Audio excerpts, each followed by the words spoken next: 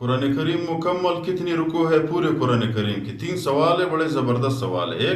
ایک سوال یہ ہے قرآن کریم کی مکمل کتنی رکوع ہے، دوسرا سوال یہ ہے قرآن کریم کی کتنی منزلیں ہیں، تیسرا سوال یہ ہے پورے قرآن کریم کتنے عرصے میں مکمل نازل ہو گیا ہے۔ تینوں سوال بڑے اہم سوال ہیں، ہر مسلمان کو چاہیے کہ اس کو یہ کم از کم اس سوالات کے جواب اس کے پاس ہو۔ پہلے سوال یہ ہے قرآن کریم کی مکمل رکوع 558 ہے، 1 سے لے کر آخر تک 558 رکوع ہے۔ دوسرے سوال قرآن کریم کی مکمل منزلیں جو ہے وہ 7 منزلوں پہ نازل ہو گیا ہے۔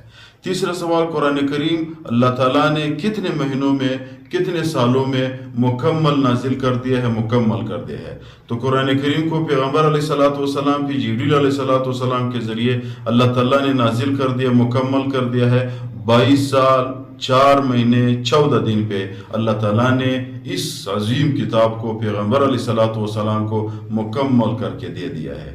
کیوں؟ اس لیے پیغمبر علیہ السلام پہ قرآن کریم صحابہ کے مسائل کے ساتھ، امت کے مسائل کے ساتھ، اس کے مسائل کے حل کے لیے آہستہ آہستہ نازل ہو رہا تھا۔ تو 22 سال 4 مہینے 14 دن میں مکمل ہو گیا، تمام مسائل حل ہو گئے ہیں۔